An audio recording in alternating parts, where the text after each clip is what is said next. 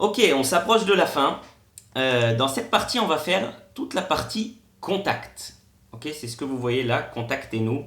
Donc ça, le texte qui est là et le formulaire qui est là avec le nom, l'email et le bouton OK.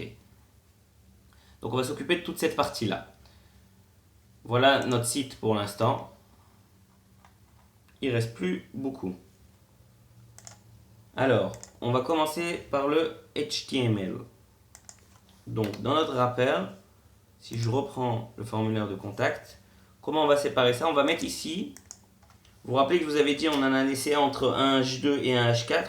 On a sauté directement au H4 au cas où il y en aurait un plus gros. Donc ça c'était notre H4. Vous voyez que contactez-nous c'est écrit légèrement plus gros. Donc parfait, on va utiliser le H3. Donc H3, contactez-nous directement. En dessous, on va mettre un paragraphe. Tout ce paragraphe-là. Paragraphe. Je vais copier-coller le texte. Vous pouvez le faire directement depuis le cours. Et maintenant, on va s'occuper du formulaire. Ah, le formulaire. Donc, on va mettre un tag form pour le formulaire. Pardon, je suis trompé. Form. Voilà. Et dans ce tag form, vous voyez bien alors, on va commencer par le début. Il y a un label. C'est là où il y a écrit le nom. Donc, label. Dans lequel il y a écrit nom. Il y a un input de type texte. Input. Pardon. Type texte. Voilà.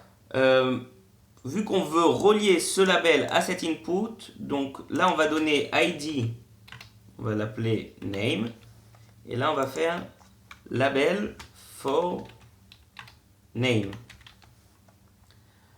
Voilà. Et ici on voit qu'il y a écrit votre nom déjà en grisé au début, donc ça c'est la propriété du placeholder. Et le texte du placeholder, ça va être votre nom. Ok, donc voilà, là on vient de faire tout ça. Maintenant, on va faire la même chose pour celui d'à côté avec l'email. Donc je vais le copier et le coller, on va le changer directement. Donc là, on va l'appeler déjà email ici écrit dans le label. Le ID qu'on va lui donner, on va l'appeler email. Et le label, il sera pour cet email.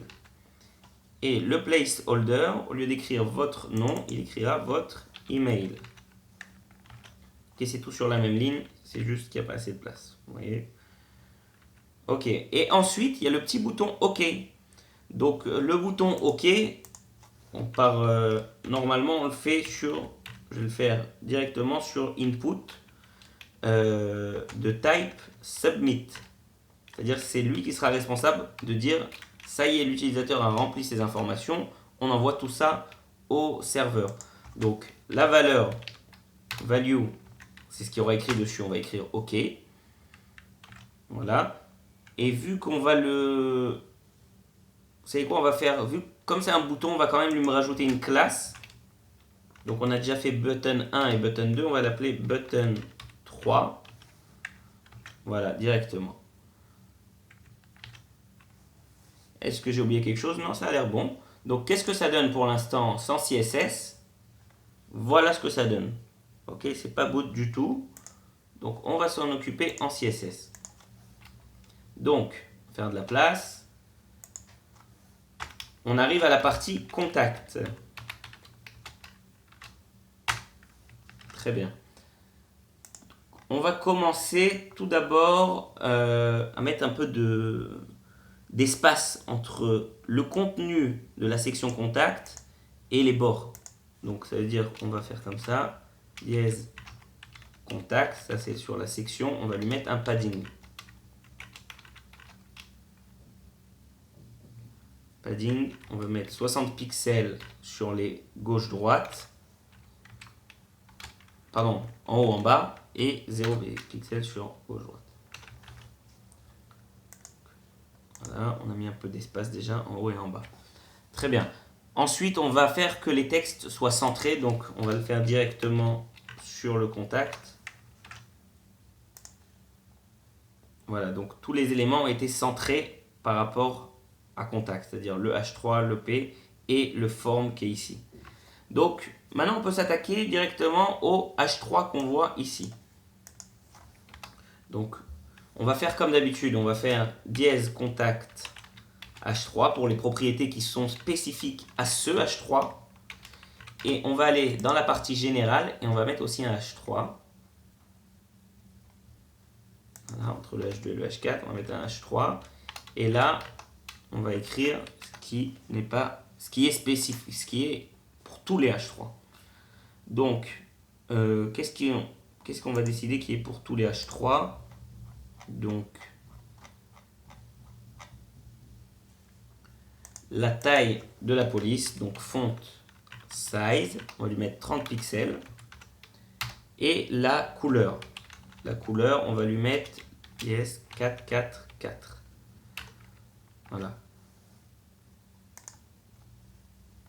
Je ne l'ai pas expliqué, mais là je revois en regardant mon code que la couleur du H1, H2, H3, H4, c'est la même.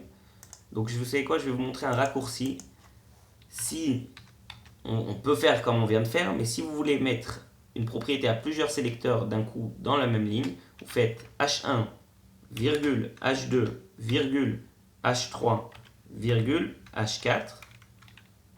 J'ouvre un sélecteur et je vais mettre cette propriété commune à tous.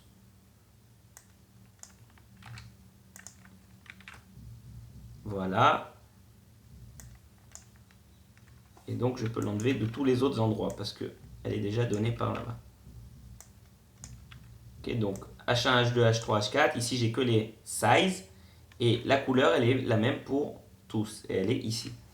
Okay. Donc voilà, c'est un petit raccourci. Maintenant, ce qui concerne spécifiquement ce H3. Le H3, je vous rappelle, c'est ça. Donc, il doit ressembler à ça. Donc, ce qu'on va faire, c'est tout d'abord, on va lui donner... Bon, on va le mettre en majuscule. Text, transform, uppercase. Voilà. La marge du haut sera 0.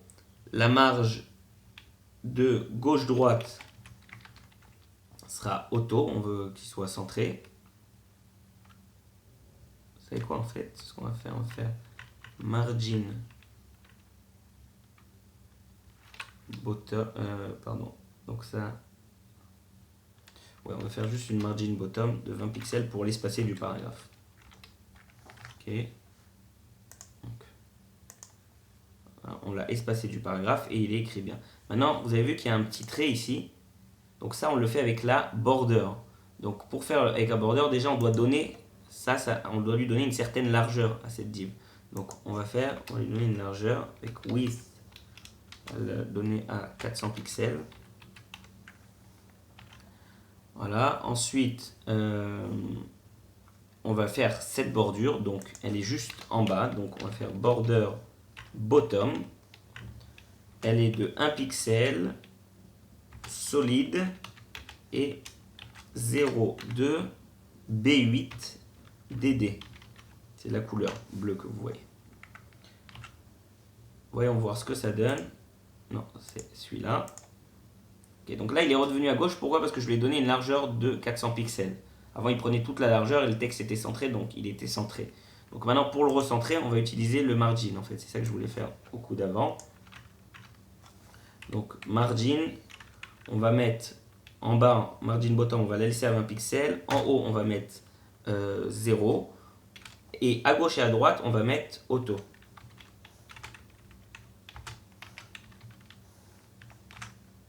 Voilà, et maintenant notre texte il est centré. Donc il nous manque par contre le petit padding pour espacer la bordure du texte contactez-nous comme on a ici. Donc padding, on va le faire juste sur le bottom, 20 px. Ah. Voilà. Donc maintenant, où on en est? Très bien, on va passer, on a fini pour ça, le H3 et le paragraphe. Maintenant, on va passer directement au formulaire. donc le form.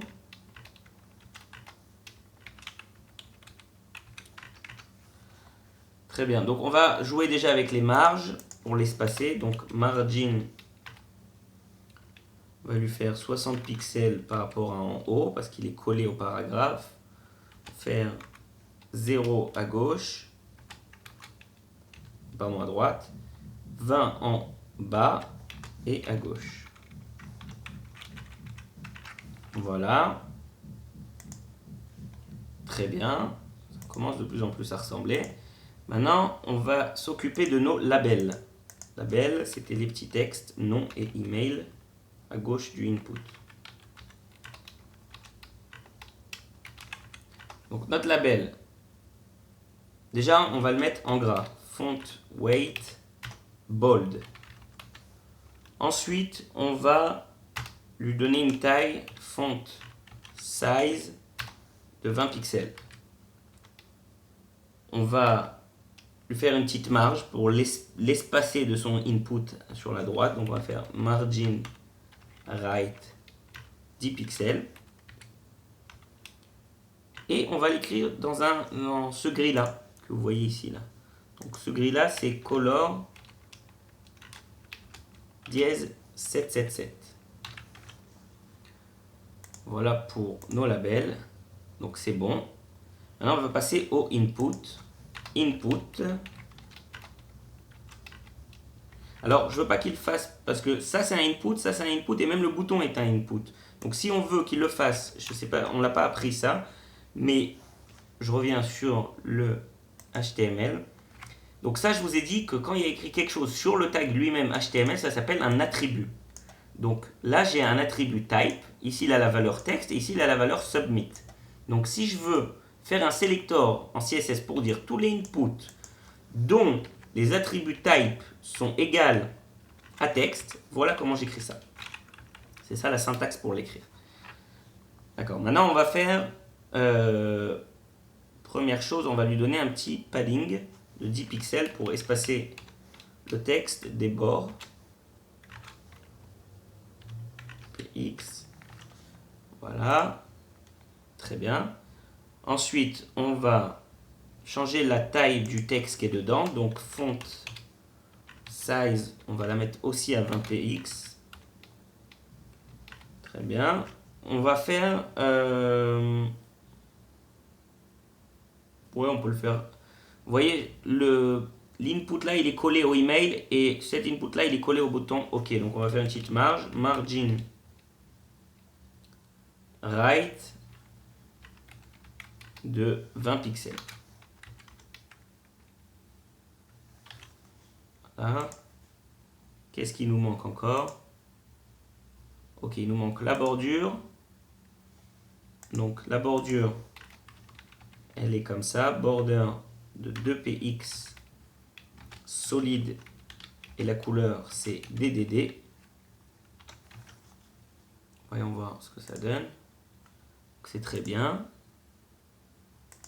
Ok, on s'en rend pas compte, mais il y a un léger arrondi sur la bordure ici et on l'a pas chez nous. Donc je vais le mettre ici. Donc border radius de 3 pixels. Voilà. Voilà, maintenant c'est aussi légèrement arrondi ici. Donc, qu'est-ce qu'il nous reste? Maintenant, il faut s'occuper du bouton OK, qui est ici. Donc, on lui a donné la classe button3. Button3. Le texte, il est de couleur blanche. Donc, dièse FFF. La taille du texte, on va la mettre aussi à 20 pixels. On va le mettre en bold. Ok, je vous montre. C'est ça qu'on est en train de faire. Hein, ce bouton-là. Donc, on va le mettre aussi en bold. Font weight bold. Très bien. On va lui faire un padding pour qu'il soit écarté le texte du bord. Hein, bon, déjà, on va voir où on en est. Voilà où on en est, très bien. Maintenant, on va faire background parce que bon, il doit être bleu. Donc, background color c'est quoi le code de ce bleu? Dièse 02 B8DD. Très bien. Et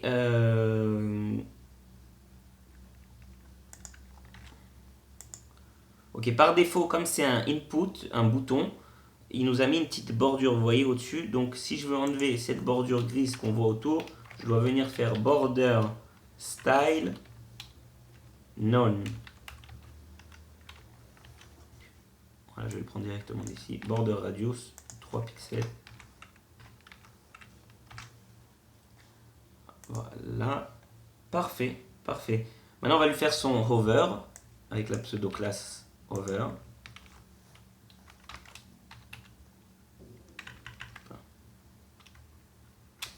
On va le copier directement.